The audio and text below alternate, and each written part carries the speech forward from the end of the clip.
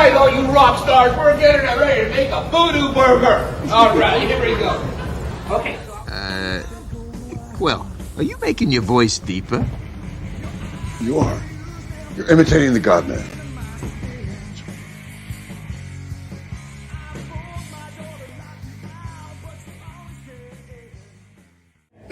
That's too funny. You gotta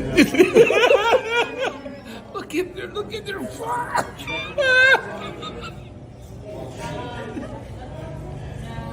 I need a bubble. That's fucking. That's too funny. What's going on, Voodies? It's your boy, Johnny B. First of all, I want to thank you for checking out the VooDoo Chef Podcast.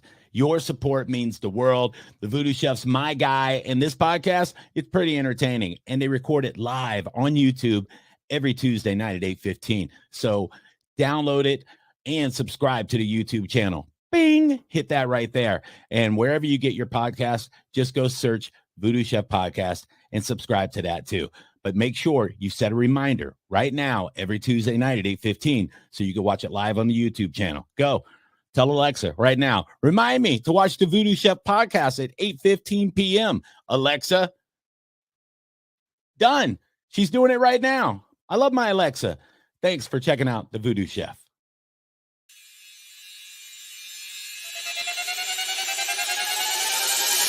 10, 9, 8, 7, 6, 5, 4, 3, 2, 1.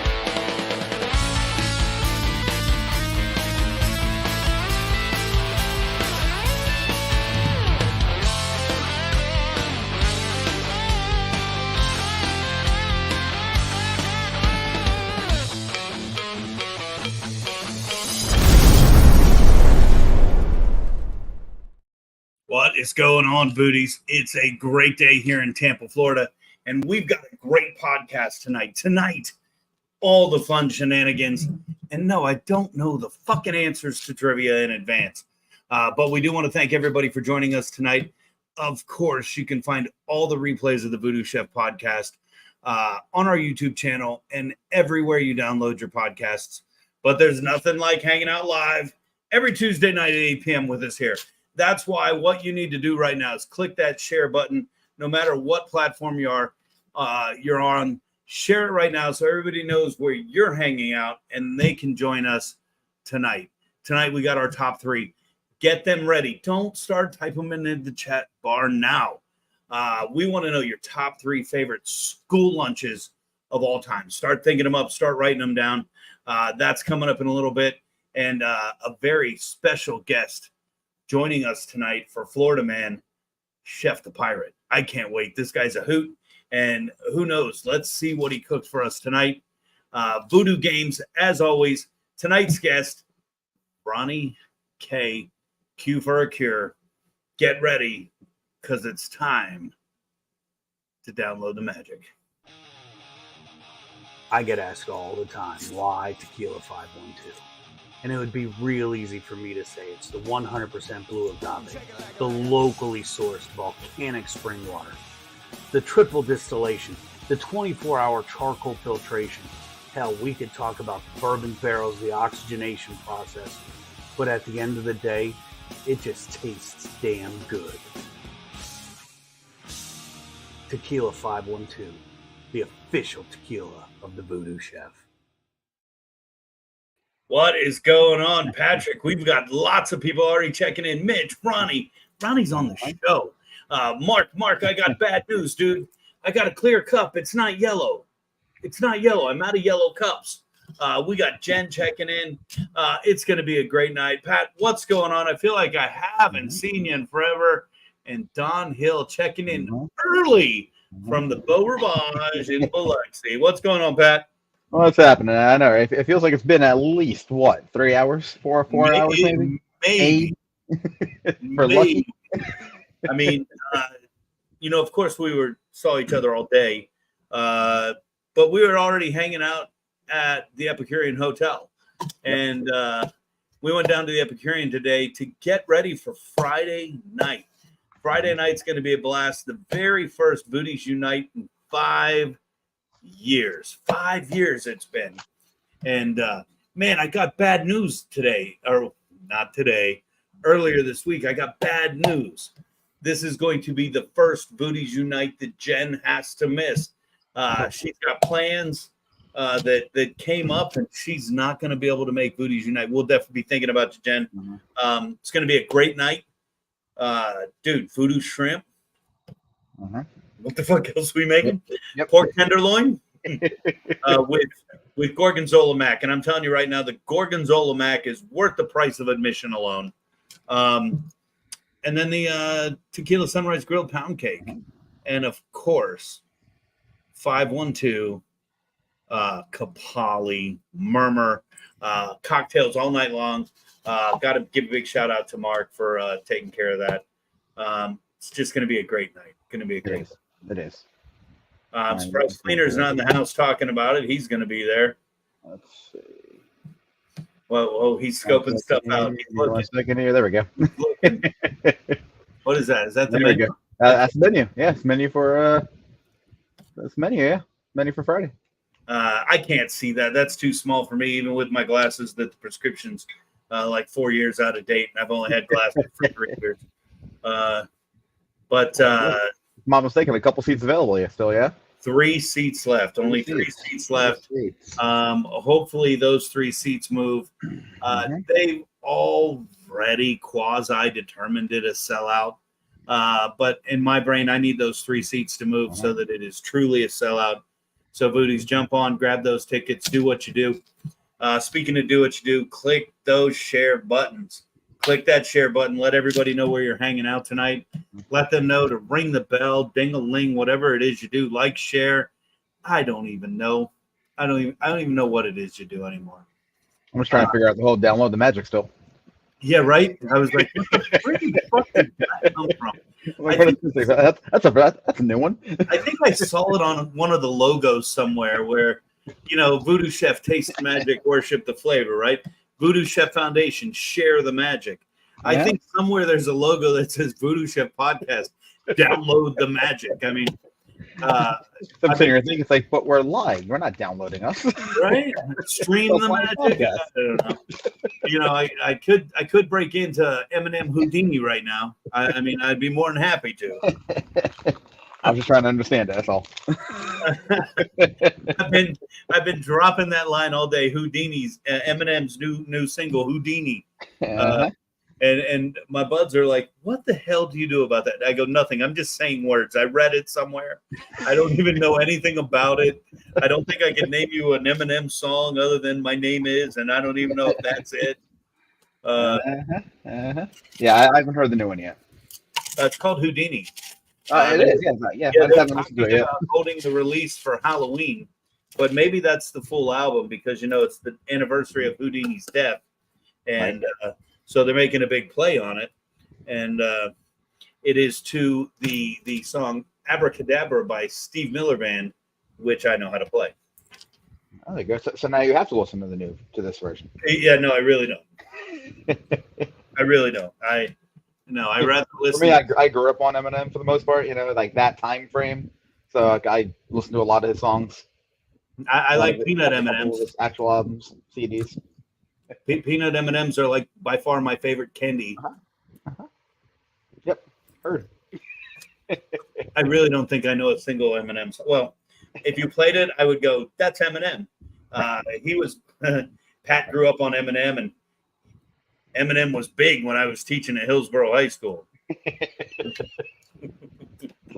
True statement right there. Yeah, I know.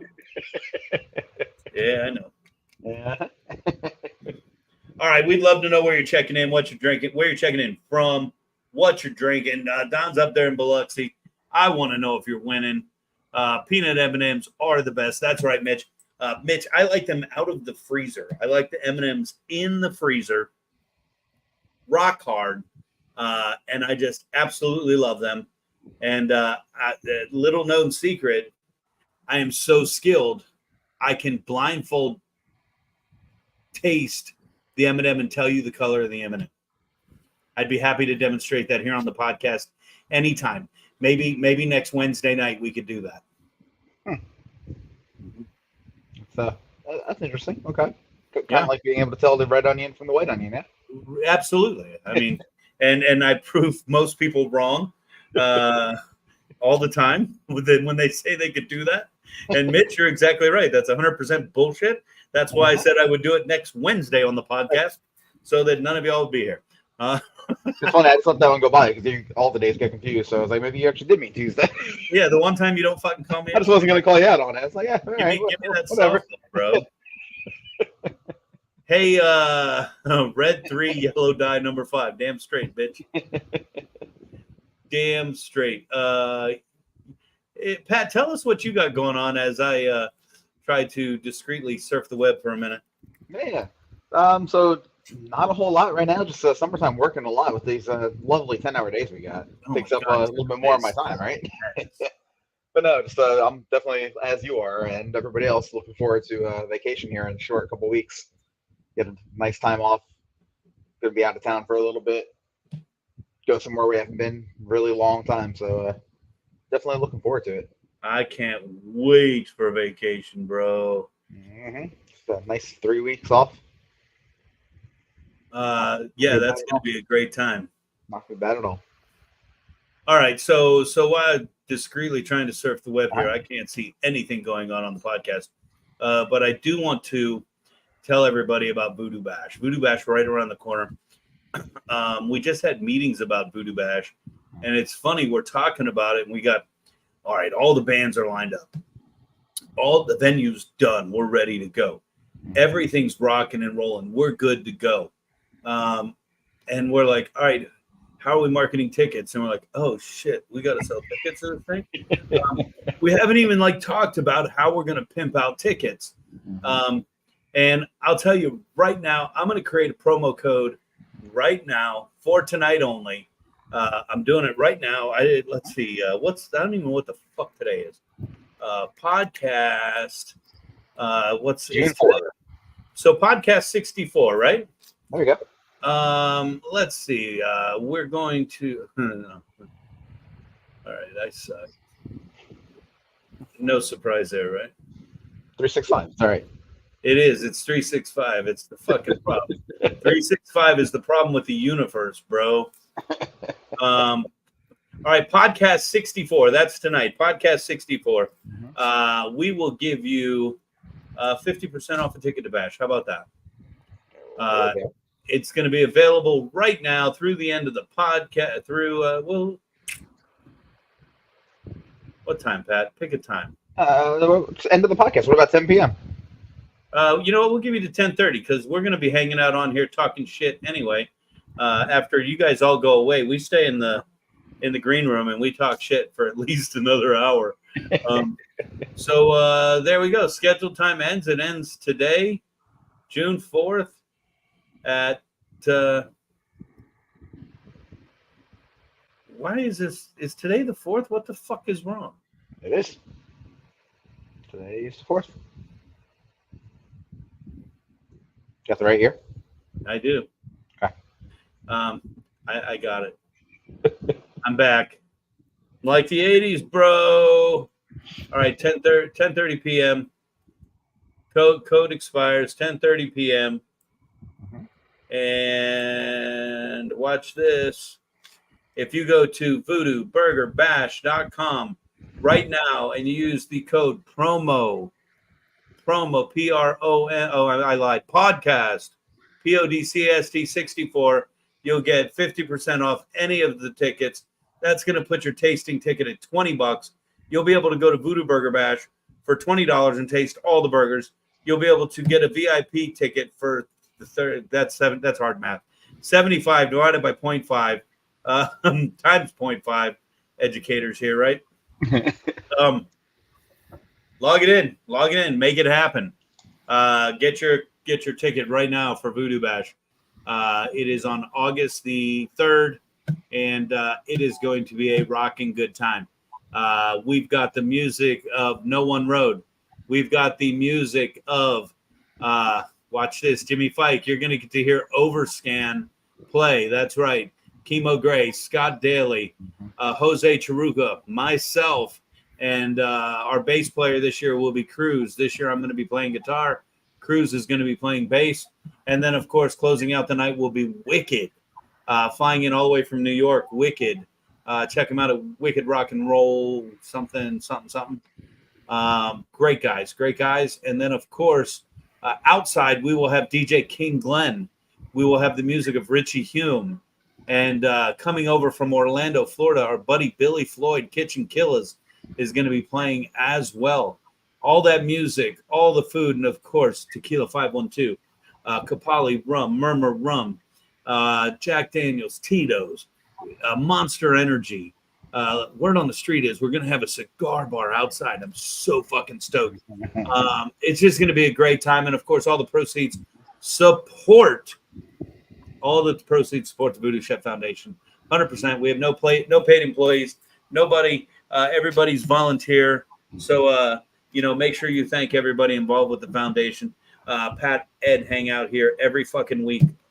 I know you're sitting there going, God, they must be raking in the bucks. They've got tens and tens of viewers. But this is for us hanging out. We love you guys hanging out with us. Thanks so much. Big Eddie C, what's up? Very, very, very little, and that is by choice. So that does not suck. No. You know how you know when Big Eddie C's not busy? I get texts all day that are just funnier than shit. He's fucking with IFA up in Iowa today. He's who else were you screwing with? You were screwing with somebody else. You know what? We might have to talk Chef the Pirate, who's going to be joining us here in a little bit, to take you on in the drunken Big Eddie C spelling bee. But I'm afraid he thinks that's going to mean who can get the most drunk. It doesn't matter how you spell. Yeah. I don't think he needs much of a provocation to start knocking him back. I don't think any of us do, buddy. It's like, hey, come down with me to watch a 3-car pileup. Can we stop for beer? A rare impression from Eddie C. Carl Miller checking in, longtime foodie. Man, he is just throwing some smoke up there in that Newport Richie, maybe Hudson area. I don't know. I messed them all up. Trinity, Newport, who the fuck knows? But we got people checking in from all over today. As far as Biloxi as of right now, let's see who else we can get in here. Maybe we get some of our Iowa brethren and we could talk about how they season their food with unsalted crackers. That's bland as shit. We got Billy Floyd checking in. Billy Floyd, let's see if I could work magic here. Yeah, I don't know how. You know what? It doesn't matter. We're going to put this in here anyway. Adrian Gibson checking in from El Paso, Texas. What is going on, my friend? Billy Floyd, click that link right there, buddy. Carl Miller going, Lutz, good sir. I'm in Lutz. Same thing, dude. It's all the same. It is all the same. And, of course, Adrian Gibson checking in. One of my very first classes, all the way from El Paso, checking in. What a great dude. Billy Floyd, click that link if you haven't already checked out. Let's get you in here and talk real quick. All right, let's while we're waiting on Billy Floyd, we got a lot going on. We got Chef the Pirate. We gave you a little tease. Tonight, our top three. Our top three is your top three favorite cafeteria meals. And cafeteria, we mean school cafeteria. So get ready. Start thinking about your top three because we're going to do it right now. Gotta make a top three about everything I see. From the place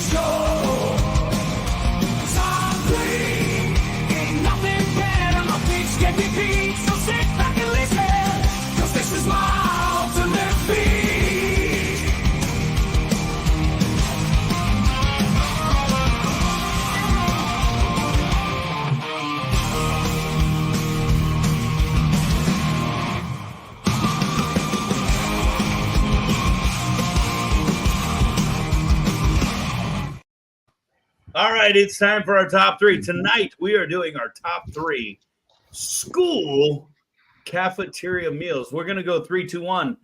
So if you're out there in, whatever we call that world over there, that stream bar, Tim, you come in every week and put in like songs and dude, I have no idea what any of that means.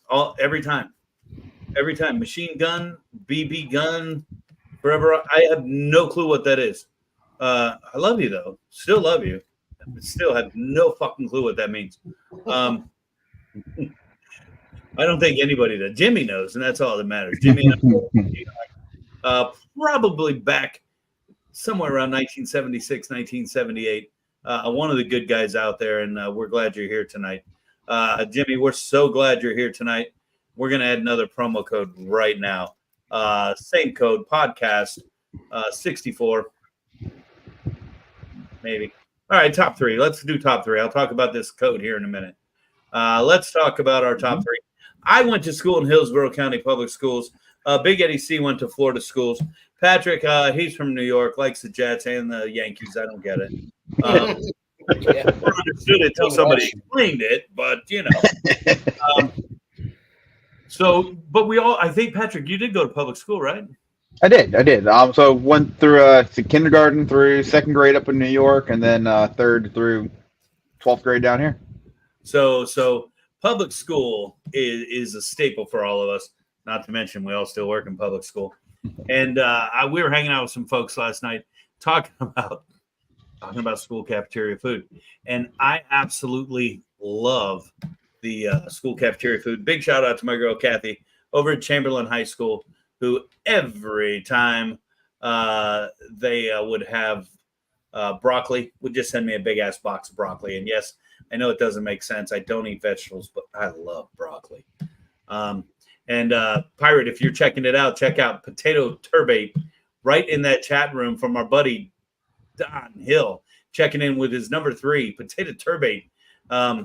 Big Eddie C, let's start with you. What's your number 3, your third favorite cafeteria meal? We didn't really have a whole lot of variety back in, at old St. A's in Fort Pierce, because it was Catholic school and they really didn't do a whole lot. I mean, we didn't eat communion wafers or nothing like that. But I think as far as number 3, I'm going to have to say that it was probably that fucking Elio's pizza and chocolate milk, man. What a pair, man. Dairy and dairy.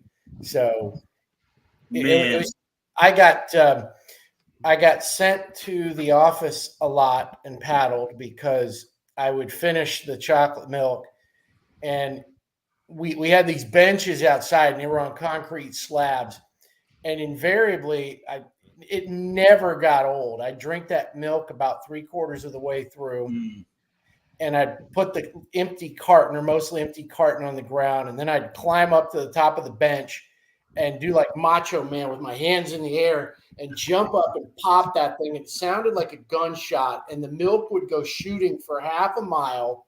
Some of it got on my clothes.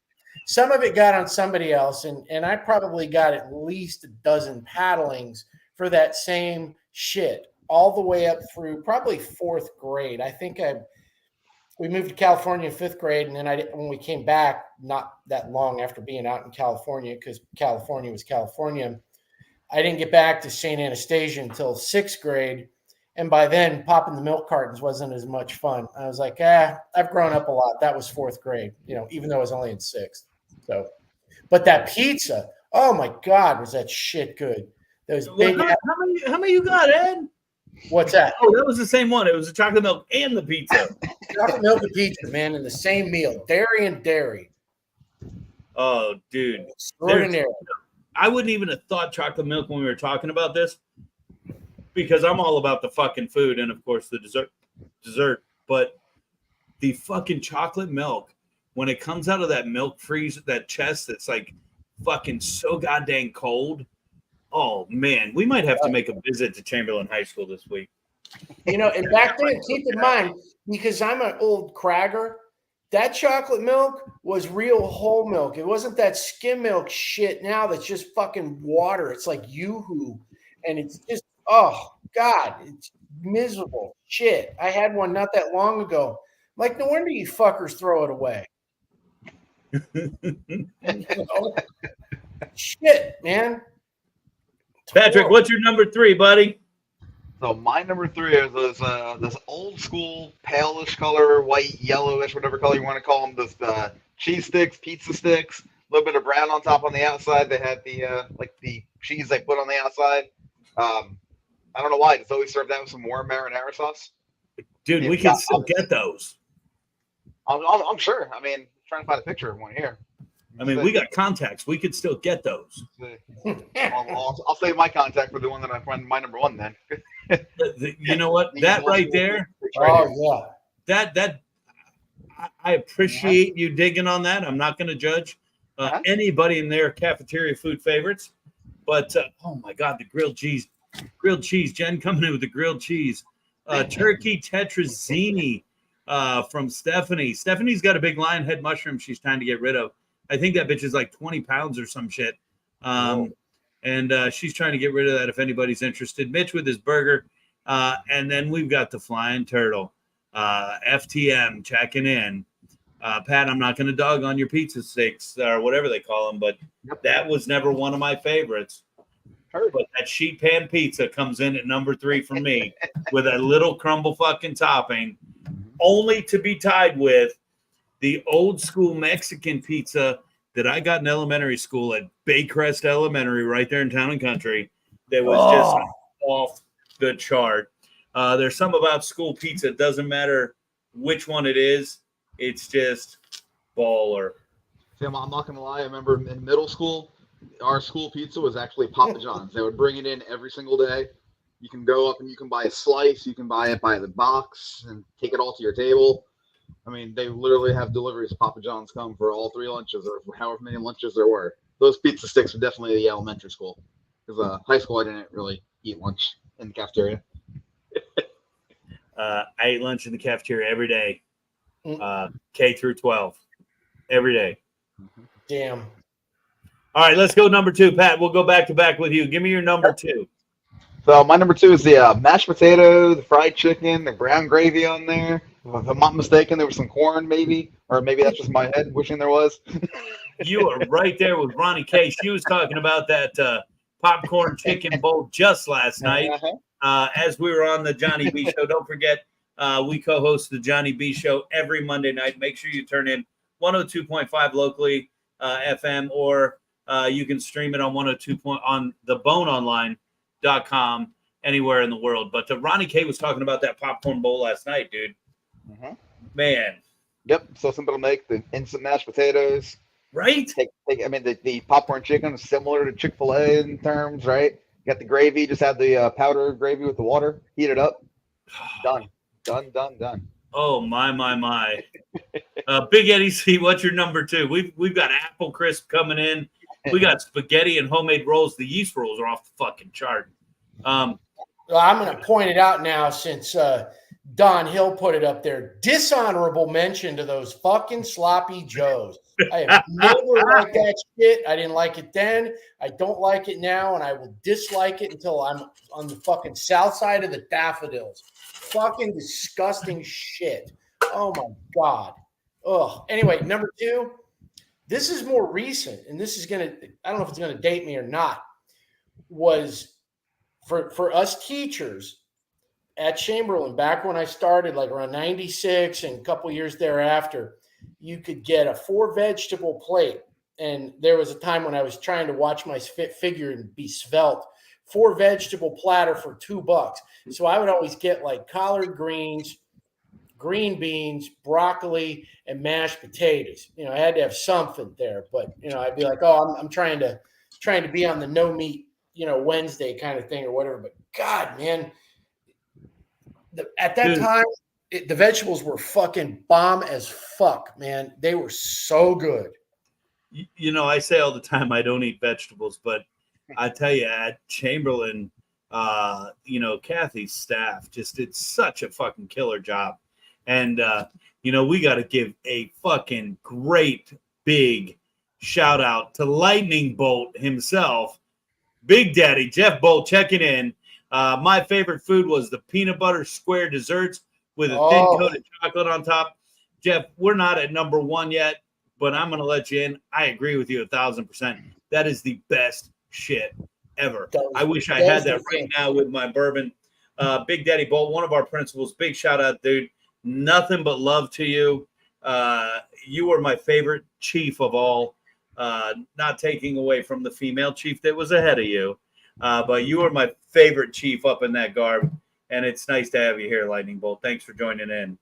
Oh, big shout out. Such a great fucking dude. Oh, man, those peanut butter squares were so fucking good. But if you were a glutton like me and you had to have 2 of them back in the days when Miss Juanita was running that lunchroom, I found out the hard way, man. If you had that shit for lunch during 4th period, you were a fucking useless Jabba the Hutt looking, slobbering, grinning fat fuck for 5th and 6th period.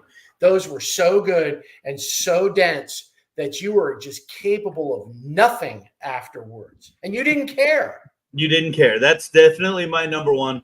We'll slide my number 2. It's that shitty fucking version of shepherd's pie with the fake mashed potatoes and the fucking ground beef and gravy over top. That's my number 2. Hard. That went hard right there. But we're going number 1. Definitely.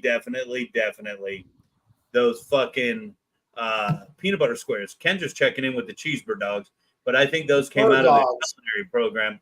All right, Pat, what's your number 1, buddy? So my number 1 is actually not something that was made. It was those banana chocolate bars. They would sell them in the morning or offer them in the morning. Good when you heat them up. Good any time of the day, really. I think they still have them, if I'm not mistaken. Or something similar, because Lucas brought one home one day, and I was like, holy shit, that's one of my favorite things right there. Wow. That's something that I still wish that I can get my hands on every once in a while. I'm giving... These right here. Oh, look at it. He's banana chocolate chunk. Came in the brown box. Commodity item right there. Dude, those are horrible. He's got the whole catalog. I just want to... I believe I went to the same high school as Jimmy Fike. As a matter of fact, I know I went to the same high school as Jimmy Fike. I want to know what fucking lunch line he was in right there. I want to know what lunch line that fucker was in, dude. All right, Big Eddie C, give us your number 1 as I'm showcasing people's picks from around the stream here. Oh, man. Number 1 for me was number 1 by miles.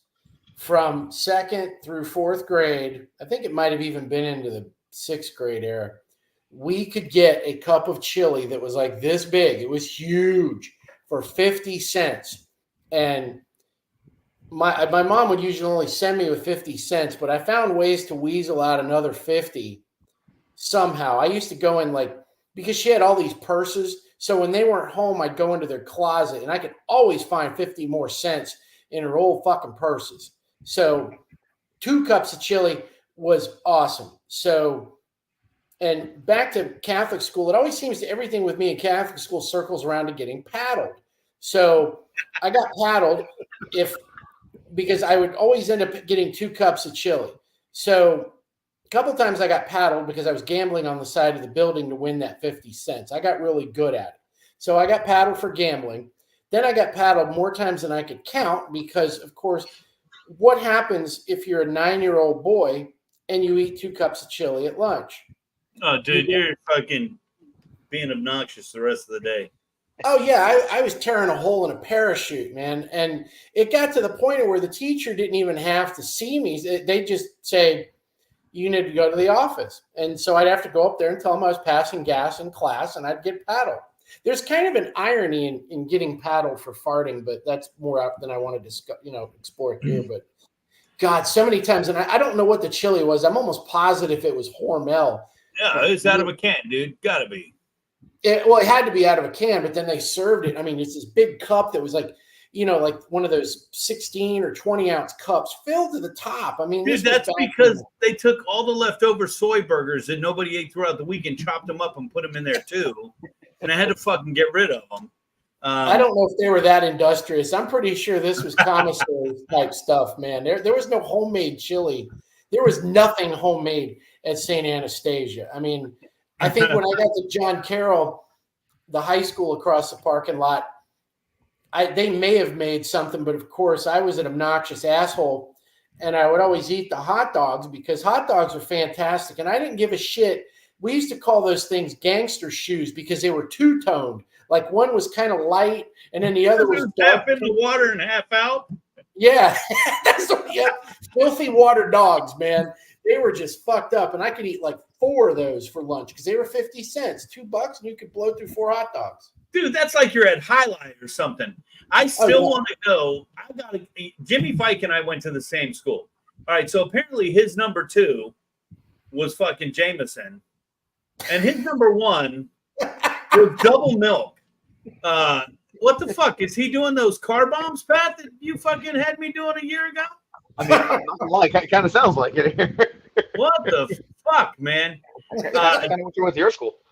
What did I miss out on? Maybe I would have went to the cafeteria in high school. You missed out on a lot, bro. But what you didn't miss out on is our buddy, Chef the Pirate, coming up, and Florida Man right after this. Oh, that's me, hearties. It's I, Chef the Pirate, and this is Cooking with a Pirate, VooDoo style. Today, we're going to be making spiced bourbon pecan-crusted grouper. That's right, some fresh grouper from right here in the great Gulf of Mexico. The best thing about this recipe is it only takes 6 ingredients. That's right, 6. Yes, 6 ingredients. First, we need the great Zing seasoning. That's right. We're going to take 1 teaspoon of the Zing seasoning, throw it in the bowl. Then we take a 1/4 cup of olive oil, throw that in the bowl.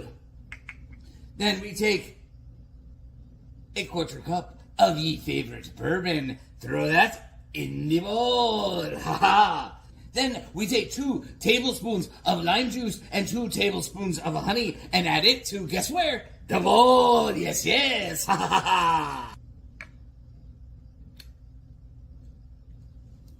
Then you mix it all together till it's fully emulsified. Whiskey, whiskey, whiskey. Ha ha ha ha. No, it's bourbon. Now once it's all mixed up and emulsified, take that and pour it directly over your delicious fresh grouper. Make sure to turn it on both sides to get an even coat. And then refrigerate for approximately 1 to 4 hours so that it can absorb all that deliciousness. And just because.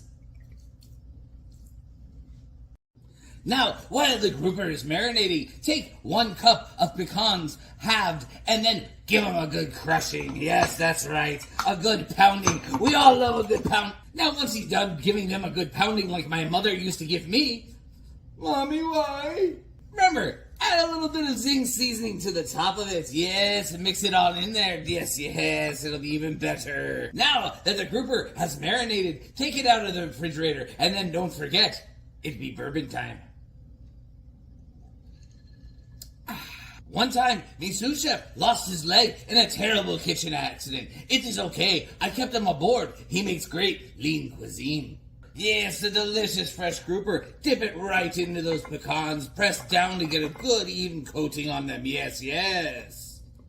Let it rain. Ha ha ha. Once you have coated them, then take oil and lay it on the bottom of a frying pan. Heat it up to about medium heat. Then you want to cook these each side until the pecans come golden brown. It'll take about 10 minutes on each side.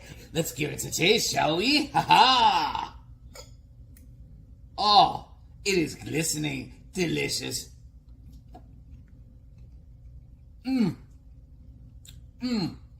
So good. Well, this be mine. Goodbye. Oh my God, dude. Every week, something looks fucking amazing. Wow. And here he is, Chef the Pirate. What's going on, Chef? Oh, that's me, Hearty. Chef the Pirate. How are you doing this evening? We're doing amazing, Chef. And I was going to tell you, why is it I never see you without a glass in your hand, my friend? It's surgically attached. Well, you know, you're doing a lot of cooking with that bourbon and that VooDoo.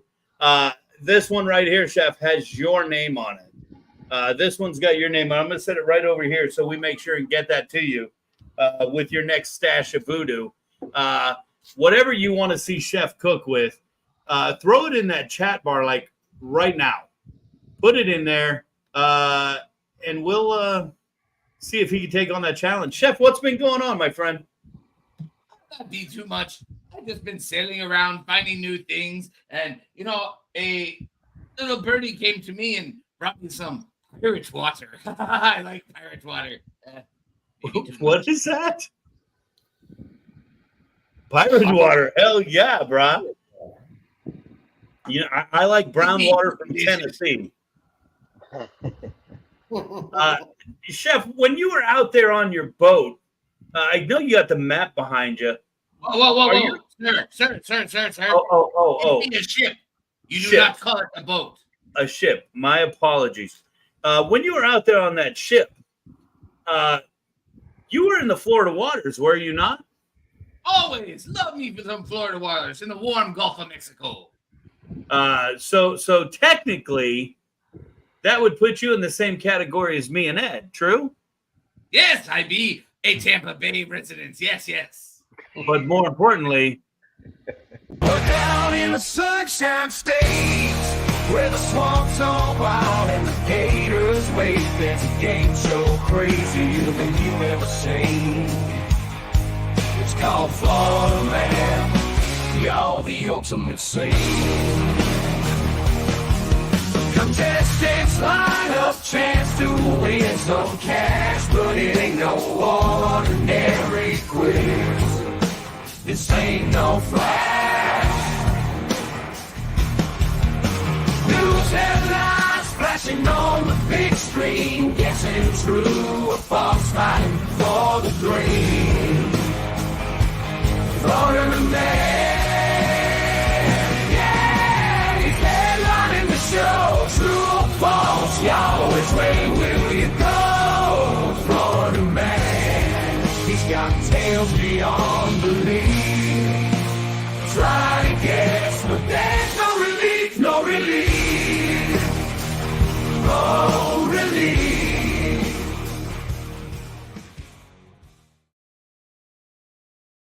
my favorite Florida man, Big Eddie C. We've got a special guest playing with us tonight. My favorite, you got my hat on, mouth wide open. I don't know where we were when we took that, but that's a great shot. Chef, you're a Florida man. We're going to play a little bit of Florida man right now. Big Eddie C is going to read 3 headlines out of the newspaper. We have to decide if they are true or if he made the shit up. And if you're out there in the gallery tonight, let us know what you think. Big Eddie C, am I right? How many we got tonight? We got 3 of them coming at us? We got 3. In the interest of keeping things moving, yep. 3 is a magic number. 3 is the magic number. I learned that on Saturday morning cartoons. Absolutely. All right, here we go. Of course, we've got our friend Miss Stephanie saying, keeps the scurvy away, talking about your bourbon there, Chef. All right, Big Eddie C, we'll turn it over to you. 3 Florida man stories, true or false. And right after that, we got Roni-Kay checking in. Roni-Kay, just an absolute stud. Something I did forget to announce.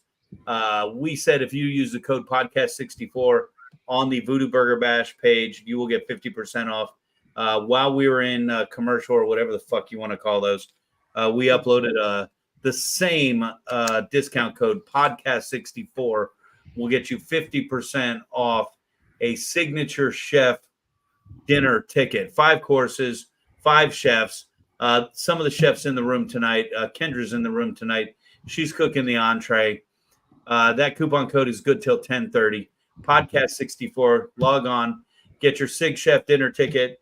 If you get a Sig Chef dinner ticket, that gives you a VooDoo Burger Bash ticket for free. Can't beat it. Can't beat it. All right. Chef, you threaten us? Do you want to win that bad? All right. Big Eddie C, Florida man number 1. Here we go. Okay, first headline, true or false?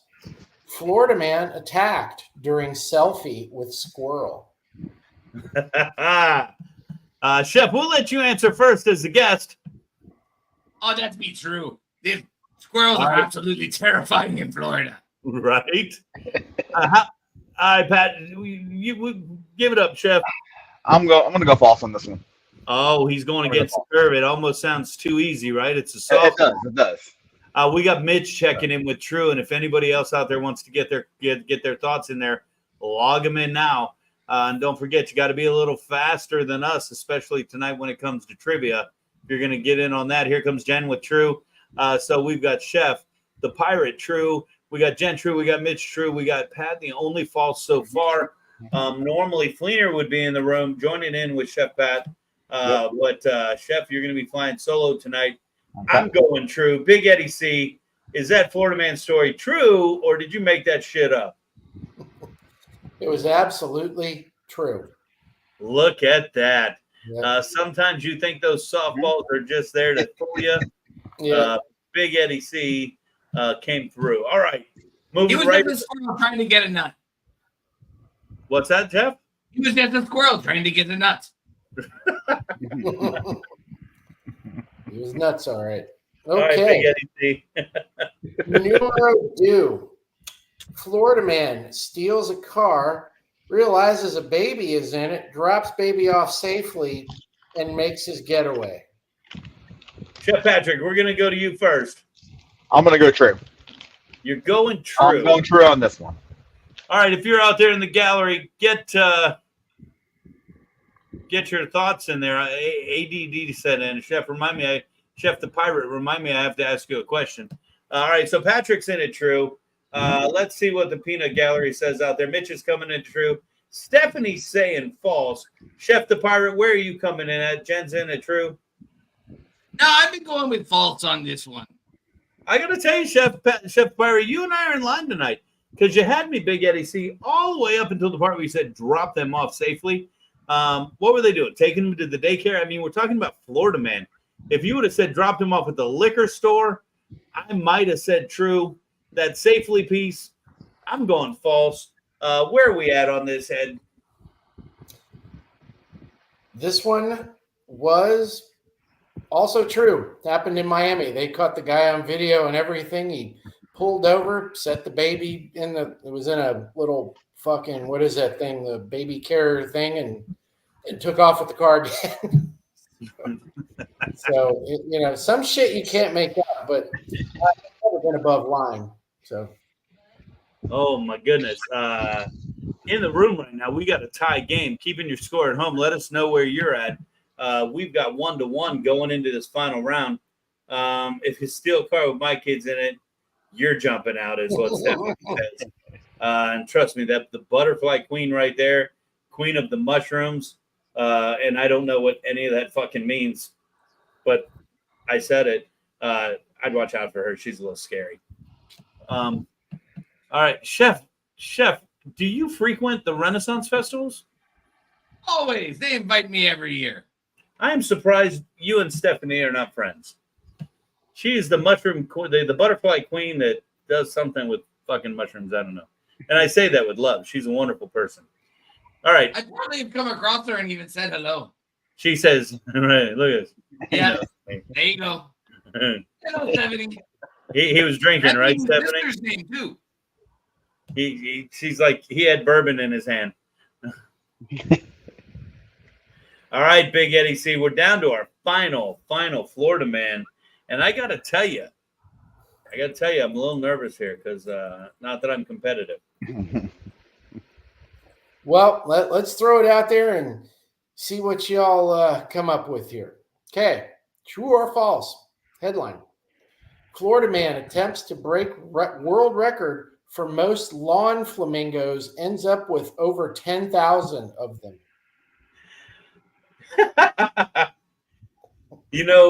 This is really funny. I was talking with, we were driving somewhere and I was telling Angelina, we were heading, I don't know which direction, towards downtown on the Veterans. And when you used to get down there by the Courtney Campbell exit, the Clearwater exit, and you come up over and you would see the Hyatt Hotel right there, there used to be a water area, like I'll say a fucking swamp. And I remember as a kid, there was always fucking flamingos in that area. And now they're just fucking gone. So you talking about these lawn flamingos, it's funny that you're saying that right now. I'm going to go with true. Chef the Pirate, did he have 10,000 flamingos?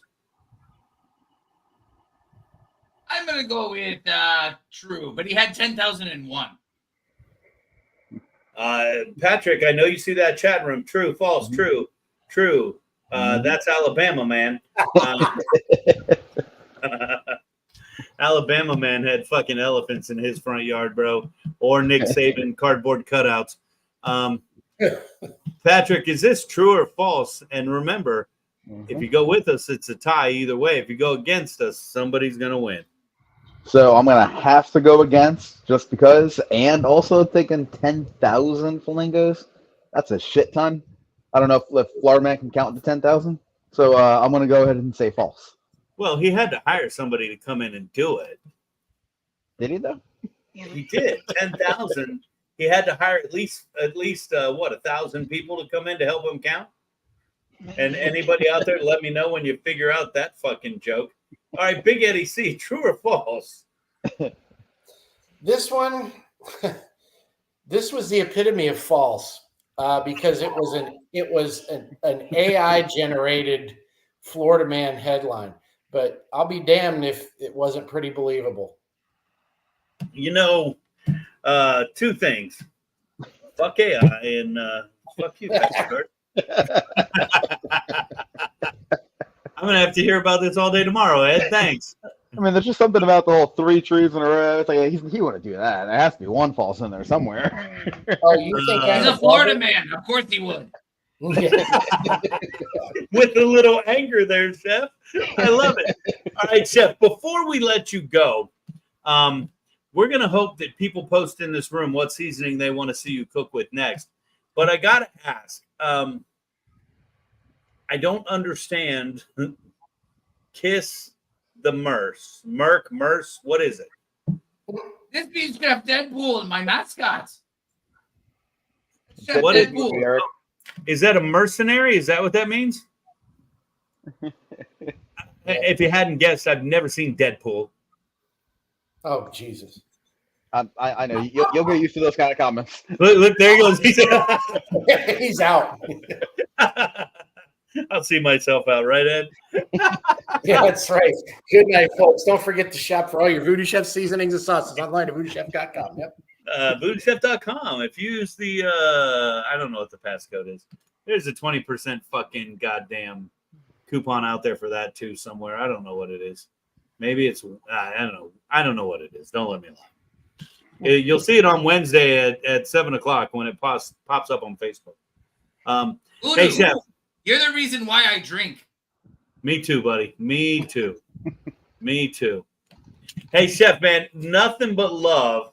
Are we going to see you again next month, my friend? Oh, of course. No conflicts this time.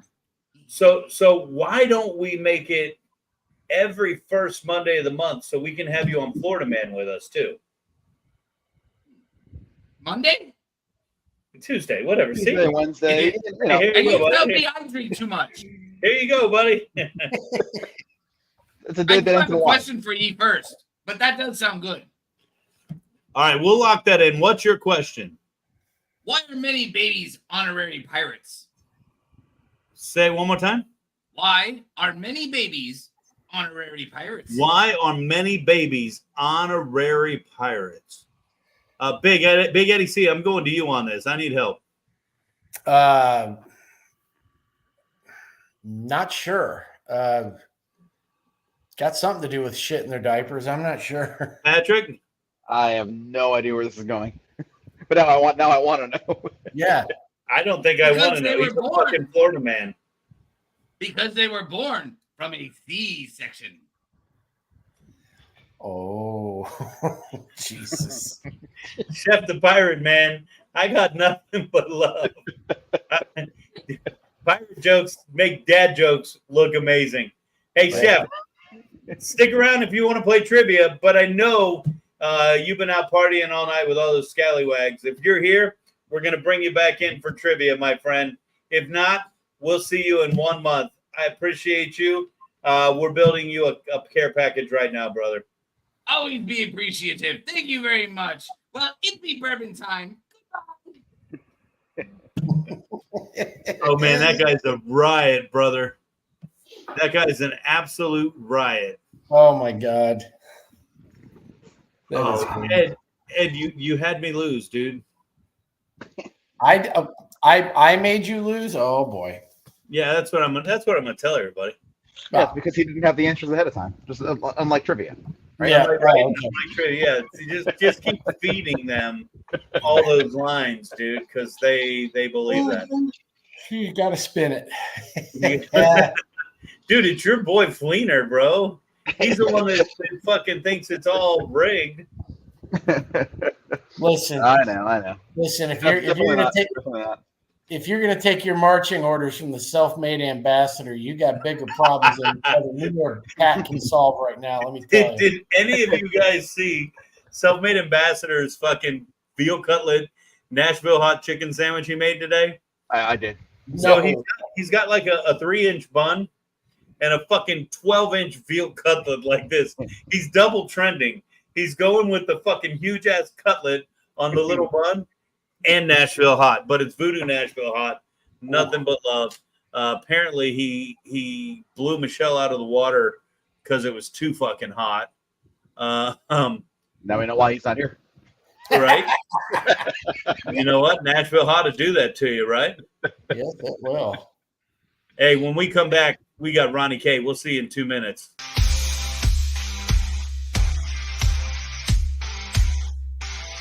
In my opinion, Tampa Bay better listen up.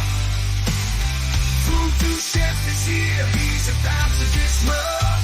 He'll taste it all, give his honest critique. No sugar-coated words, he's the one legacy.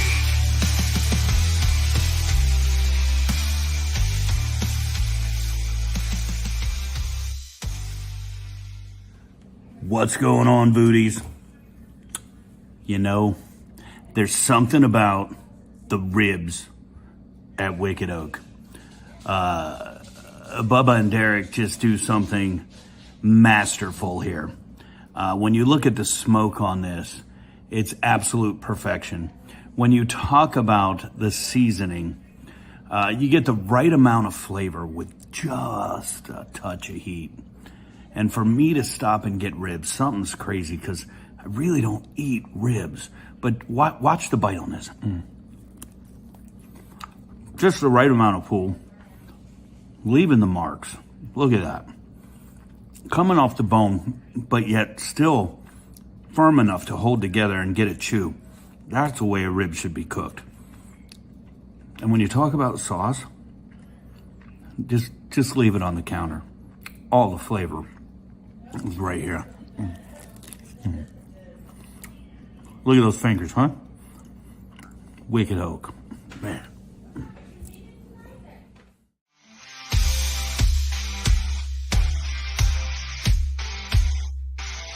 In my opinion, Tampa Bay better listen up. VooDoo Chef is If you have not been to Wicked Oak, make sure you get down there. It is one of our favorite stomping grounds. If you go there on Friday, they got the burn ends. I'm telling you right now, the burn ends are fucking heaven. And what's even better is sitting on the back patio, chilling, smoking a cigar, talking shit about barbecue. Just a great, great time. We've got people sending messages, talking to us. I'm getting text messages. How do I play trivia? It's real simple. Once we get talking here with Ronnie, at some point we will put a link inside that chat bar, and you will be able to join us for trivia. And all you have to do is click that link. It'll switch over. You can join us here, and we'll bring you in, and I'll kick your ass in trivia. That simple. God, I hope I win tonight. The comment like that, right? Uh-huh. Uh-huh. Hey, let's get to it. It's 9 o'clock straight up, and this young lady is coming into us while she's on vacation. That right there is baller. She is just a beast.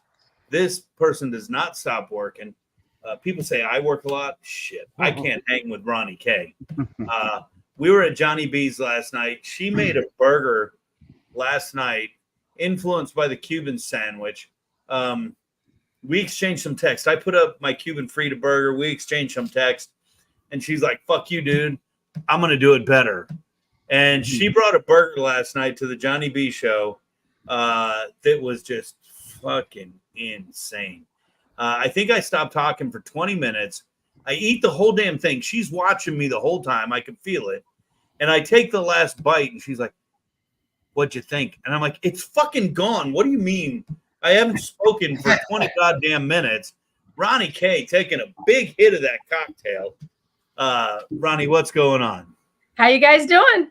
My goodness, that burger last night was. I'm glad you liked it. It looked like the three of you cleaned your plates pretty well. So. And of course, she's talking about Jim Elser, her husband, and who'll be joining us next week on the podcast. Yep, he'll be there.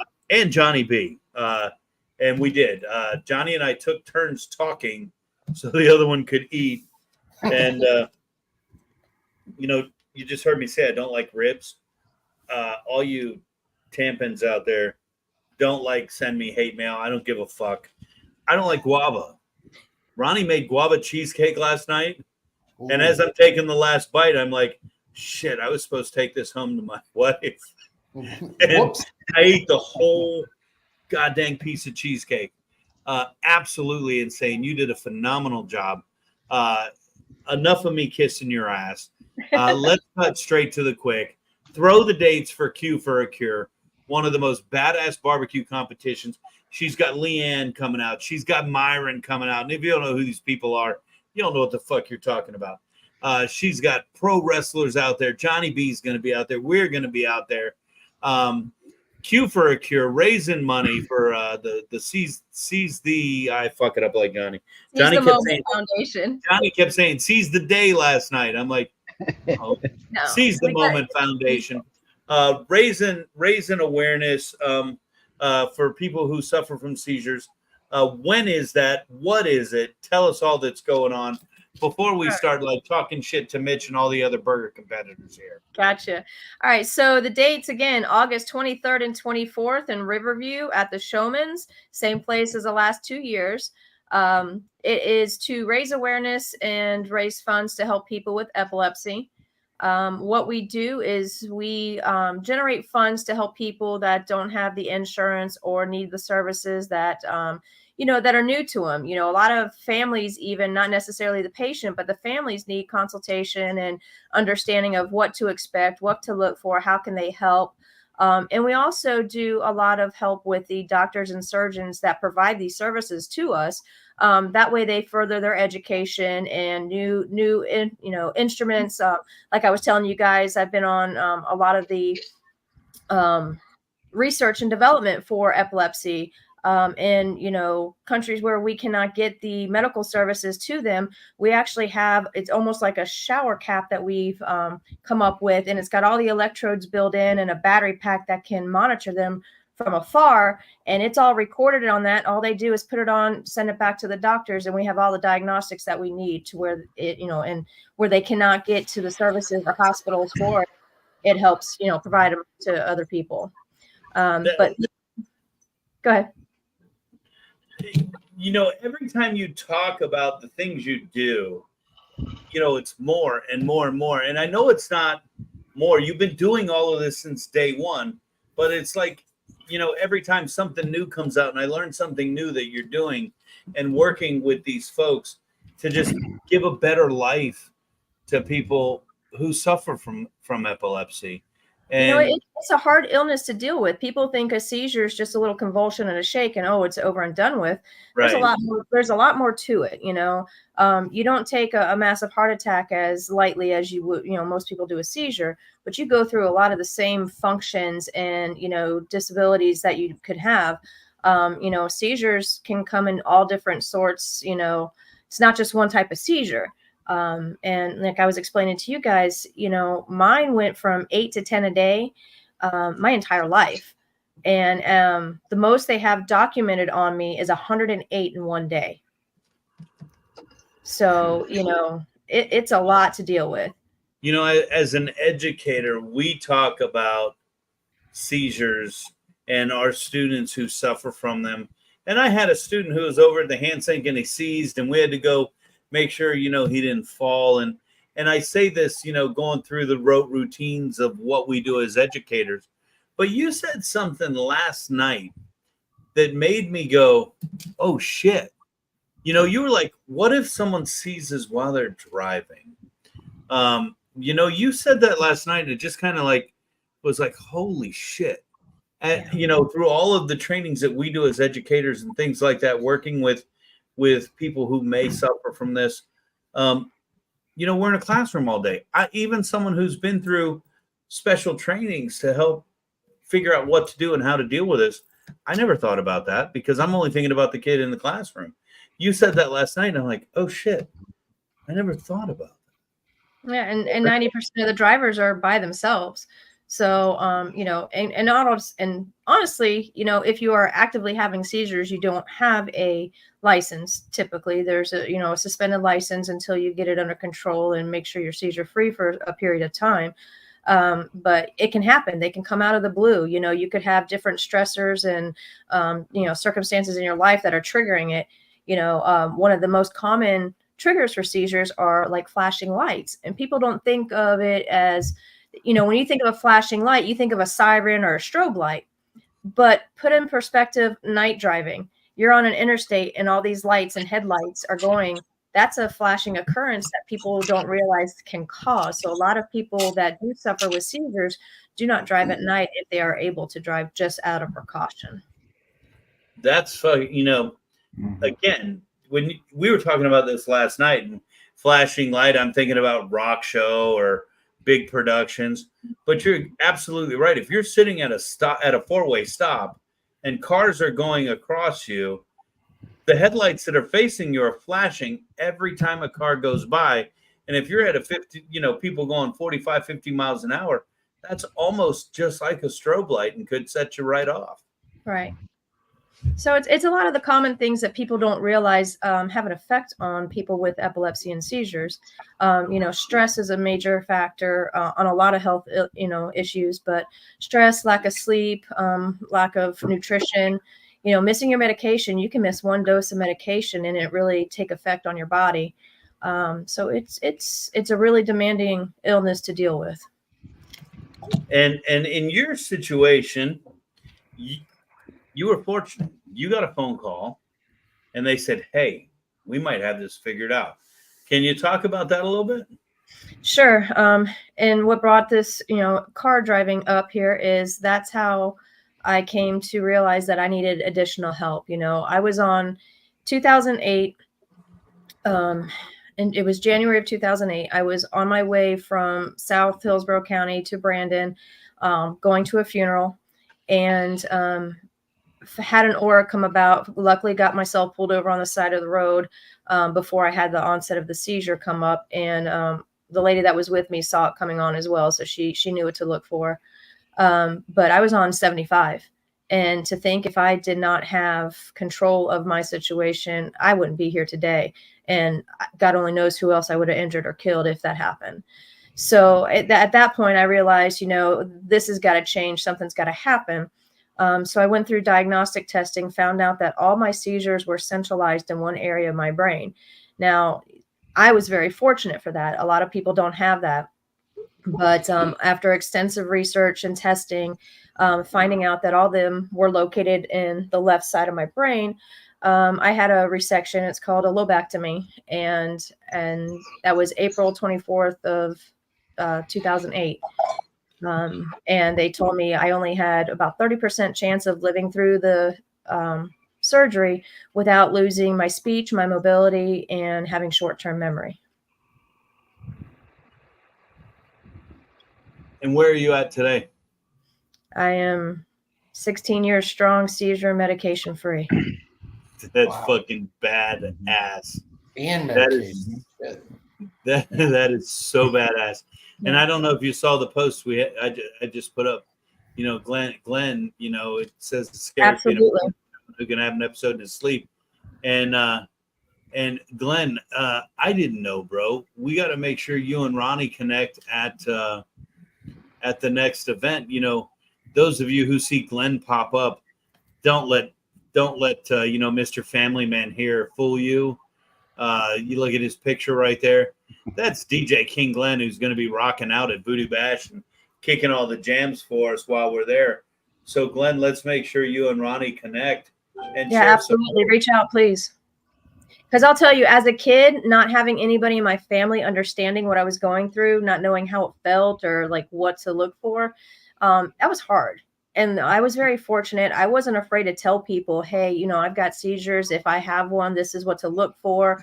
My medicine was always in my bag with me. So it always had, you know, I had a medical alert bracelet or a tag on me at all time. So I wasn't afraid that I had the illness. I was afraid that nobody would know what to do to help me. And, you know, the Everglades Youth Camp for epilepsy, that was a big understanding because I figured out that I wasn't the only child here in Florida that had it. You know, in my school and everything, I was the only one.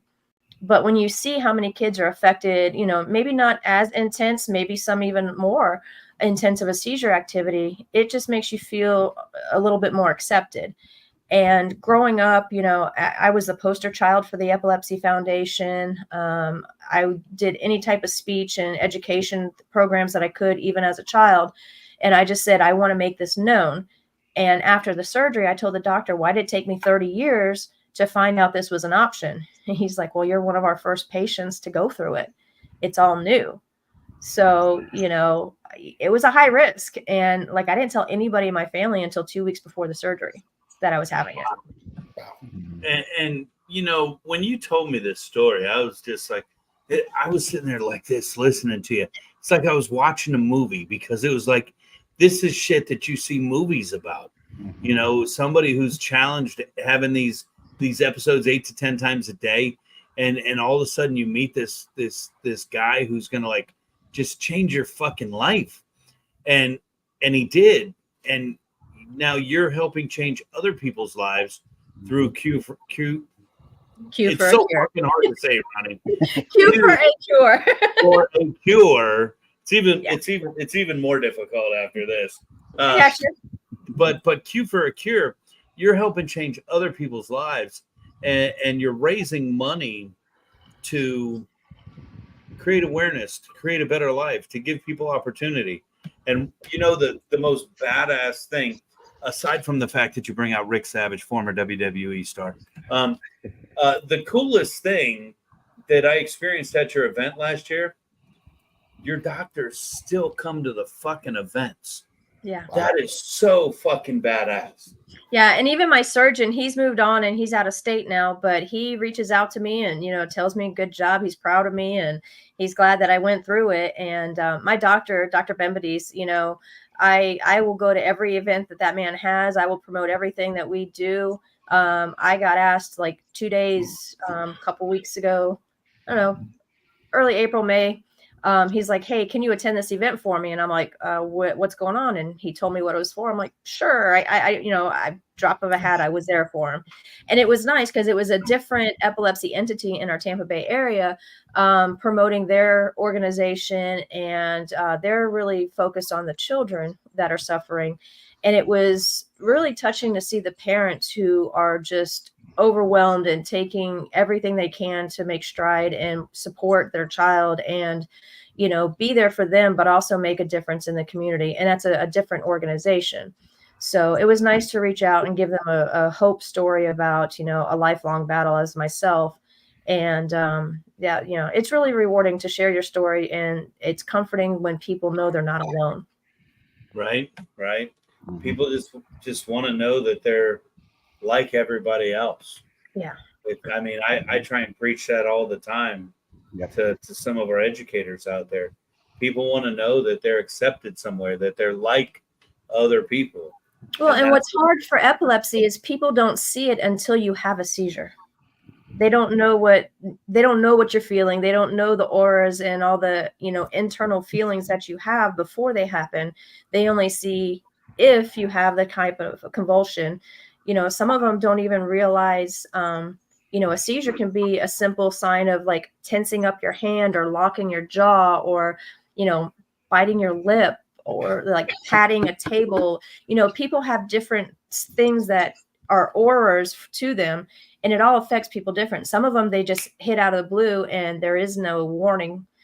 So, certain types of seizures are just really hard to watch people suffer through as well. This has hit home in my family.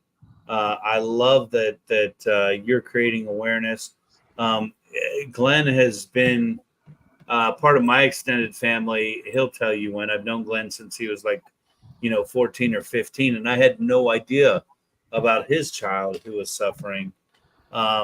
So if you're out there and you want to, support Ronnie and her foundation, Patrick has the website up right now, sharing everything on there. There's a lot of great information on there.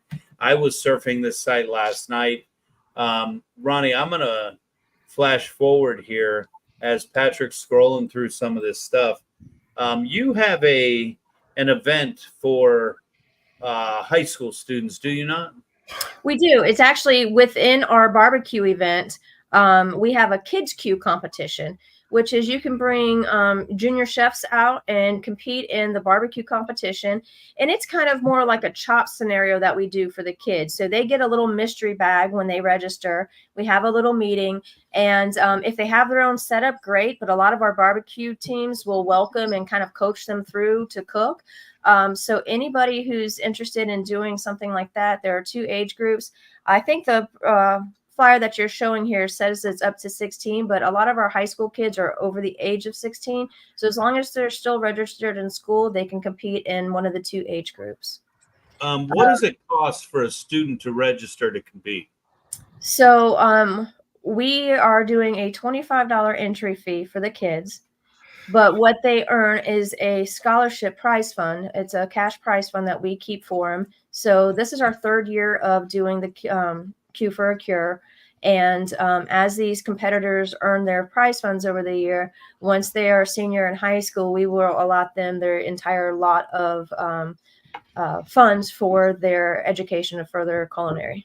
So if somebody wins the kids Q, what is the top prize? $500. $500. Roni-Kay, are you ready for this? If any of you seniors out there, and I know we've got educators who watch our podcast, if any of you culinary instructors who have seniors who are going into their senior year right now, Ronnie, if you can tell me, dude, fuck you, I can't believe you said that on air. It's okay, I'll take it. If you have a senior who wants to compete in Ronnie's competition, they must be a senior in Hillsborough County Public Schools, because I've got to follow the guys of my foundation too. The VooDoo Chef Foundation will pay their entry fee. And if you're sitting there saying, well, my kid doesn't have barbecue equipment, trust me, I started poking that bear last night with Ronnie and her husband, Jim. There are and Bearded's going to be out there, and Kaiser's going to be out there. We've got a lot of family who's going to be at the Q for a Cure. They will help you find a barbecue team that will help your senior have enough equipment to complete their dish. Am I lying? I'm guarantee you can find a team to help you out. And I will help find that team as well. And I will pay, well, the foundation through me will pay their entry fee. Roni-Kay, are you ready for this? If they win, VooDoo Chef Foundation will match their scholarship to Irwin Technical College to go to school. That is awesome. Any senior out there that wants to compete, we'll help pay your entry fee. And if you win, if you come to Irwin Technical College, the VooDoo Chef Foundation will match the winning prize scholarship to come to Irwin. I don't have a problem doing that. I love what you do. I would love to see the people that support you and allow us to help them further themselves in the culinary world, because that's what we're all about. I was talking with you last night. I was talking with Jim. By the way, Jim's going to be on the podcast next week. Ronnie's husband, world champion barbecuer. He's going to be on the podcast next week. And we have a lot of things in common, but I think the number one thing that we have in common is purpose in our heart. And if we can help anybody better themselves, I want to be part of that. I want to be part of helping you do that. I love that you're part of me doing that, helping us do that. And we haven't even talked about the fact that you're competing at Burger Bash. Ronnie's going to be at VooDoo Burger Bash. Her burger's going to be fucking baller. come see her there, buy a ticket, use her coupon code. What's your coupon code? I don't even know. It's Q for a cure. Go figure, right? You made it. I know, right? Patrick, are you surprised that I couldn't remember even though I made it? Not at all. Not at all. That's why I write things down. Q for a cure. But fuck that. Go on VooDoo Chef, VooDooBurgerBash.com or SignatureChefDinner.com right now. Buy your ticket. Use the code podcast64. You're going to get 50% off that ticket right now. Any ticket you buy. If you buy the Signature Chef Dinner ticket, which is a $200 ticket, you're going to get it for $100. There's only 50 of them. And you're going to get to come to Bash the next day and see Ronnie and support everything she does. Mitch, the website is qforacureseizthemoment.org.com. And I think if you scroll up, Patrick has it in the website, just 2 comments above yours. Click on and that. Mitch, I already texted you directly, Mitch, with the link directly to the page that I just saw. And Mitch, like I said, I have no problem. You want to put in 10 kids? I'll fucking pay for 10 kids entry fee. Just one of them motherfuckers better win, dude. And they better use VooDoo. They better be having VooDoo on that shit. Stuff too for them as well. I gotta say. They better have VooDoo on their fucking food, dude. Oh my God, Patrick, we're getting real close, so I'm going to take a quick pause, Ronnie. We're going to talk about VooDoo Bash right here in a second. But Patrick, we're going to take a quick pause. I've got people texting me. They want to make sure they log in for trivia.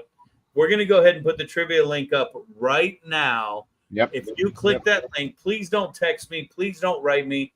We can't stop what we're doing. But all you got to do is click the link. It's going to bring you into the room. We will see you. And when it's time for trivia, we will bring you into the room. Unless, of course, you're afraid to get your ass kicked. Don't fucking click the link. All right, Ronnie, let's talk VooDoo Bash. Last year, oh, wait, you're cheating, fucker. I'm not cheating. I'm just putting out the theme right now, or the topic, I should say. Big Eddie C, are you reading that 60 to 70s classic rock trivia? I think it's going to come down to me and you, Big Eddie C. Well, I would hope so. I mean, unless we've got a ringer in the room that's a lying sack of shit and, has been watching all kinds of, fucking Don Kirshner rock concert clips from the 70s. Fuck, I don't know. And I will say if anyone's on the fence, it's going to be one of those complete the song title ones where I'll tell you the name of the artist. I'll tell you the beginning part of the song title, and then you'll have to tell me the end. Ronnie, not to take away from what we're doing here, but I am a little competitive. Are you going to read it, or are you going to read it to us, or do I have to read it on the screen? No, I'm going to read it to you guys this time. I don't have my other computer open. With that. If I have to read, I'm fucked. I'll just tap out now because no. I'll good. I'll read it tonight. I don't have my Windows computer in front of me. I'm on the Mac. Yeah, I probably would have blocked out your screen anyway. I can't go on Ronnie, this is your second year at VooDoo Burger Bash. Last year, you made what I call the moist maker. You made a burger inspired by Thanksgiving. I'm sorry, I'm reading the comments because I have ADD and I'm very competitive. I'm going to turn the comments off so I don't read them. Okay, you made Mitch is already in the room, fucker. Of course he is. Do you expect anything else? I think Mitch is just courting you. I think that's why he's here. He's like, Ronnie's on the podcast tonight. I kind of am like needing her a little bit. No, I know. Everybody's out there like, what the fuck is he talking about? Doesn't matter. You don't need to know. All right, so Ronnie, you came to VooDoo Bash last year. We don't have a lot of barbecue competitors. You guys pull up in a fucking trailer and you fucking break out everything and you take up 80 goddamn spaces. Yes. But it's fucking badass. It's badass.